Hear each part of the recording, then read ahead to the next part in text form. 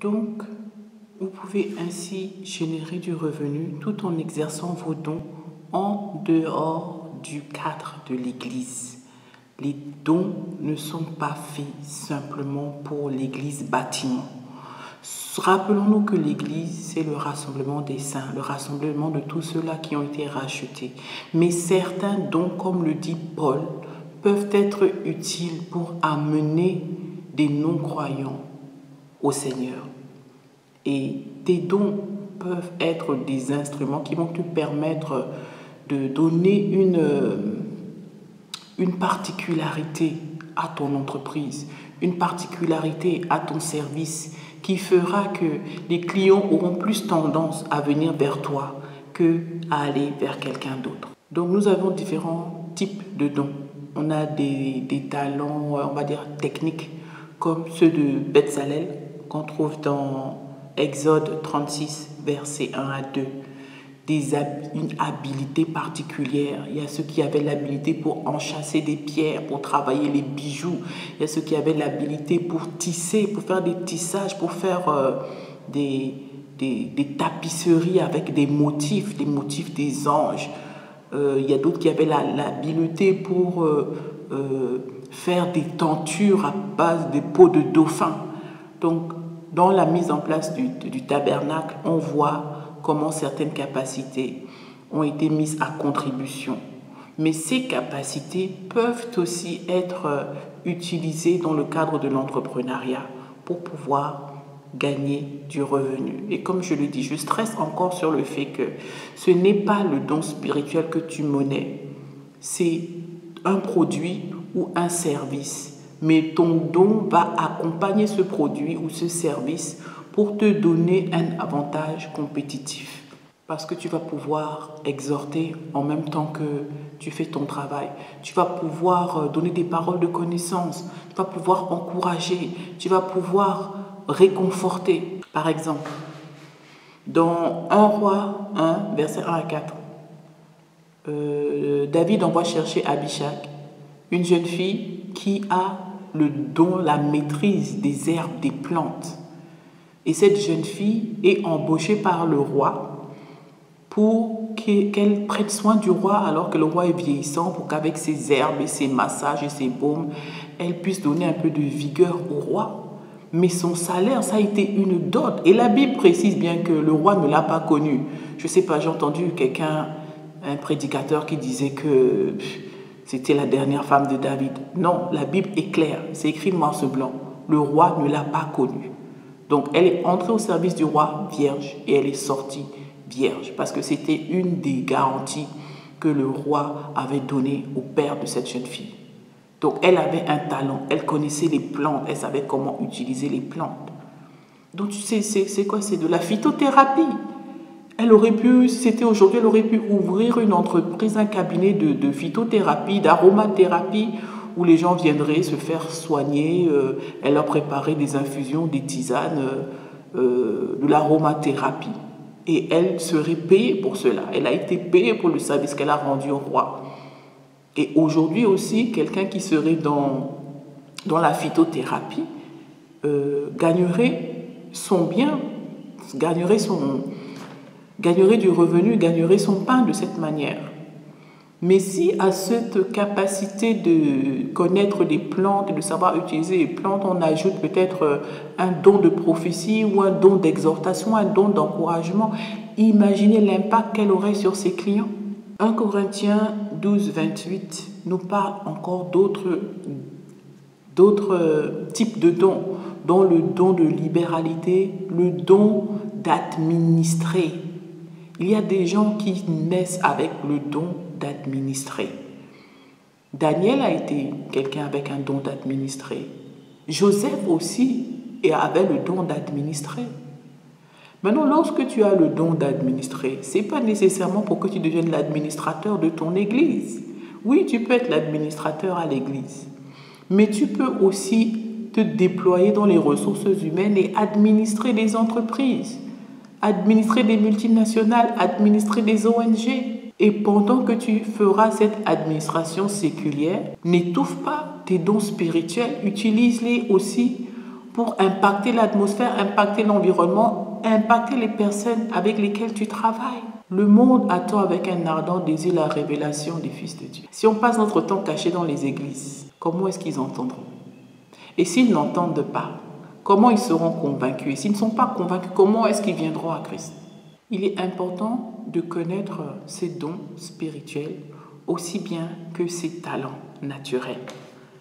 Parce que c'est en fusionnant les deux qu'on peut bâtir une entreprise professionnelle durable. Tes dons peuvent donc être directement ou indirectement une source de revenus, tant que ton fondement et tes motivations sont bonnes. Ton fondement, ça doit être la parole de Dieu, ça doit être l'intimité avec Dieu, ça doit être la méditation quotidienne de la parole de Dieu, ça doit être chercher en permanence le conseil du Saint-Esprit pour toutes les opérations que tu veux faire. Et tes motivations, ça doit être, oui, c'est sûr, peut-être prendre soin de ta famille, mais au-delà de cela, prendre soin de ta famille, ça c'est le revenu de base. Mais au-delà de cela, quand tu veux aspirer à l'abondance, à la richesse, c'est pour les autres, c'est pour la veuve, c'est pour l'orphelin, c'est pour soutenir l'œuvre, c'est pour soutenir le ministère. Une fois que tu as identifié tes talents et tes dons, souviens-toi de la parabole des talents. Dieu t'a donné ces talents. Il faut que tu les fasses valoir. Il faut que tu les multiplies. Tu ne peux pas te permettre le luxe de les enterrer ou de les cacher dans un linge. Sinon, quand il reviendra, il te dira que tu es un méchant serviteur et tu seras jeté dehors, là où il y a les grincements dedans. Et tu ne veux pas ça. Et tout le monde a reçu quelque chose du Seigneur. Je veux pas, peu importe qui tu sois, tu as reçu quelque chose. Parce qu'il n'est pas cruel, c'est vrai. À d'autres, il a donné une pièce, d'autres 2 pièces, d'autres 5 pièces. Selon les versions, c'est 10, 5, 2 ou 10, 5, 1. Mais l'essentiel, c'est que chacun a reçu quelque chose. Et en le faisant valoir, on le multiplie. Même si tu n'as reçu qu'un seul talent, identifie ce talent et commence à le faire valoir. En le faisant valoir, il va se multiplier et très rapidement, tu vas te retrouver avec 2, 3, 4, 5, 6, 7, 8. Et quand le maître reviendra, il te dira, bon et loyal serviteur, entre dans la joie de ton maître. La sagesse humaine nous enseigne de ne pas mettre tous nos œufs dans le même panier. La Bible nous indique comment garder l'abondance originelle, l'abondance du jardin d'Éden. Ce jardin qui était arrosé par 4 fleuves. Le jardin, c'est la vie. Et les 4 fleuves sont les sources qui arrosent la vie, les sources de revenus. Si le jardin était abreuvé par un seul fleuve et que ce fleuve vienne à tarir, le jardin serait desséché et deviendrait un désert. La science prouve que le Sahara était jadis une étendue verdoyante avec un grand lac, le plus grand lac du monde. C'était le Sahara. Mais la source a été coupée. Je ne sais pas. Était-ce Hiddekel? Était-ce le Pichon? Je ne sais pas quel fleuve passait là-bas. Mais la source a tari. Et aujourd'hui, nous avons le grand désert du Sahara qui ne fait qu'envoyer son sable partout ici dans le Sahel. Donc, pour éviter que le jardin ne se dessèche, il est judicieux de diversifier ses sources d'eau, de diversifier ses sources de revenus. Plus on a de sources d'eau ou de sources de revenus, plus le risque de tout perdre suite à un tarissement diminue. Et toute cette eau supplémentaire constitue une richesse supplémentaire. On peut voir ça dans Genèse 2, versets 8 à 15. Pour créer la richesse abondante, il faut au moins 4 fleuves qui produisent du revenu pour que tu aies la vie abondante. Ces 4 fleuves doivent toujours couler dans ta vie. En bref, pour atteindre la richesse et l'abondance, 4 sources ou 4 entreprises sont nécessaires. Une seule entreprise ne suffira pas. Elle peut suffire de façon ponctuelle, mais pour vraiment entrer dans ce que Dieu lui-même appelle l'abondance, ce débordement qui déborde et qui inonde tout, on a besoin de ces 4 sources.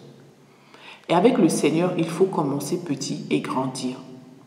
On apprend cette leçon en faisant la comparaison entre Adam, le premier Adam, et Jésus, le deuxième Adam.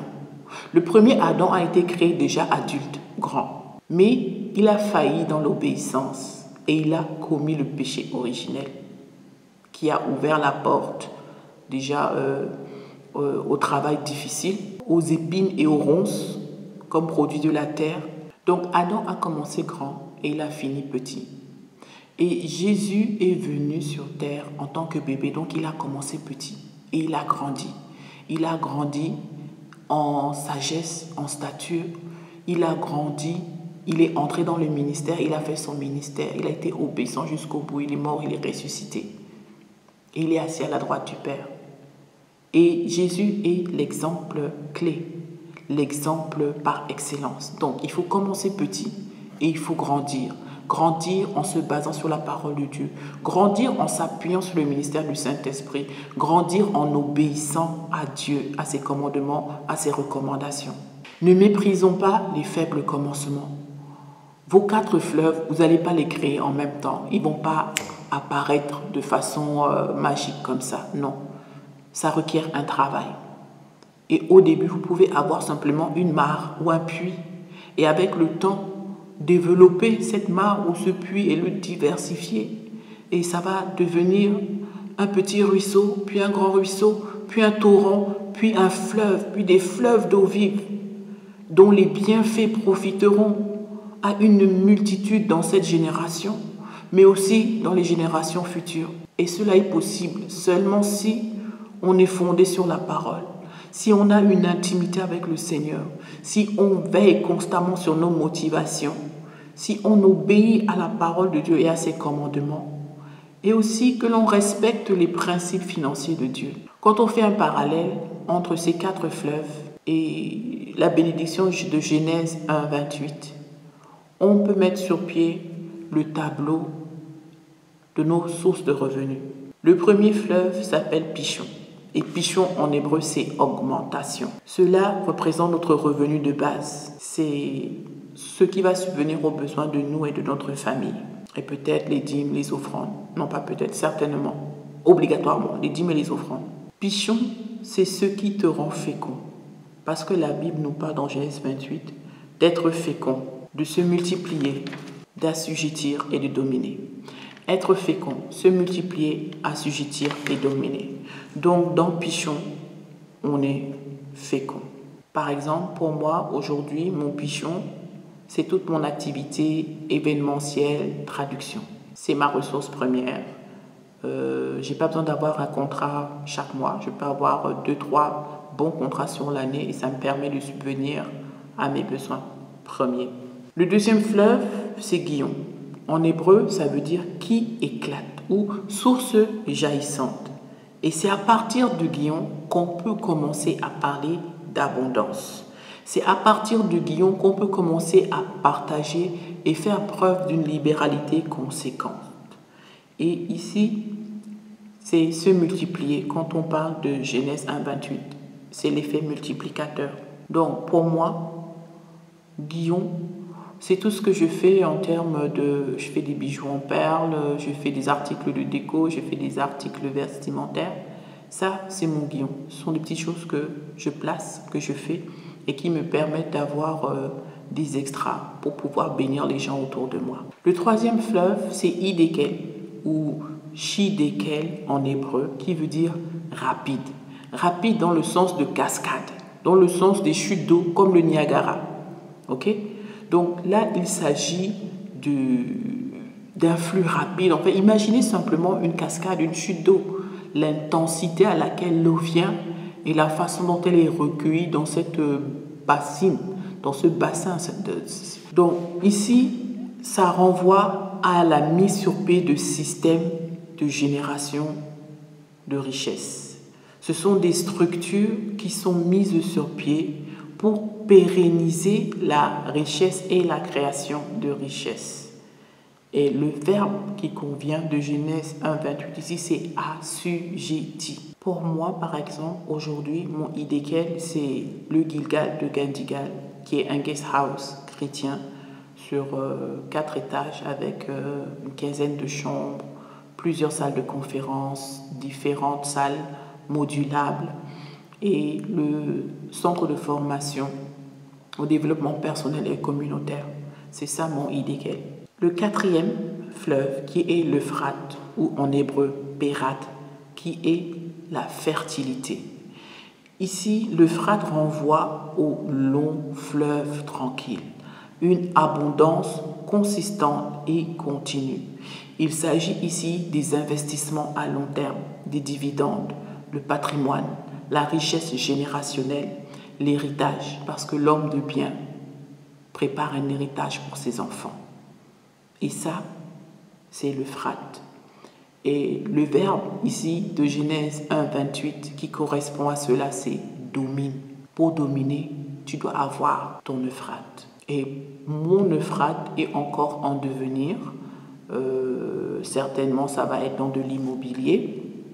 Il y a aussi des projets dans l'industrie agroalimentaire. En tout cas, il y a différents types de projets qui sont en train d'être mis sur pied pour justement commencer à générer un petit peu d'eau dans mon futur Euphrate. Et chaque chrétien entrepreneur qui aspire à avoir la richesse, à créer de la richesse pour sa famille, pour sa génération, pour sa communauté, doit s'appuyer sur ces principes. Pour conclure, souvenons-nous que Dieu veut que nous travaillions. Et ceux qui ont la capacité d'entreprendre, qu'ils entreprennent.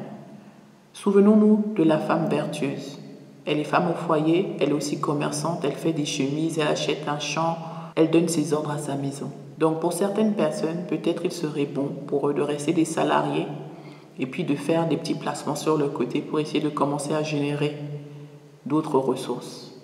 Mais pour ceux qui sentent la capacité, qui sentent l'appel à l'entrepreneuriat, à la création de richesses, il est impératif pour vous d'avoir une intimité profonde avec le Seigneur, de vous fonder sur sa parole, de vous enraciner dans sa parole pour pouvoir créer une richesse durable. Gardez vos motivations pures, gardez vos motivations conformes au cœur de Dieu et rendez-lui toute la gloire. Et vous verrez les merveilles qu'il accomplira au travers de vous, dans votre entreprise, dans vos entreprises. C'était l'Excellence Grâce pour ce premier module de l'excellence pour se déployer en tout temps.